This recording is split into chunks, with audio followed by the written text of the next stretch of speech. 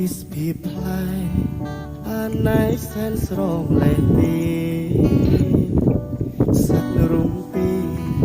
ហារីតាមចិត្តសប្បាយបាំងសីបាំងសាញើផ្ញើវេហាហងខ្ពស់ចិត្តរីករាយមានខ្វល់ខ្វាយរសាយពីទុកព្រួយភ័យសូរងំ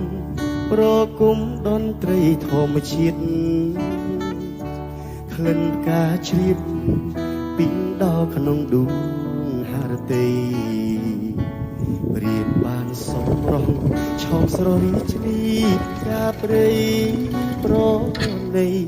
ដល់បេះដូងប្រុងថ្លៃកុំព្រាឯកា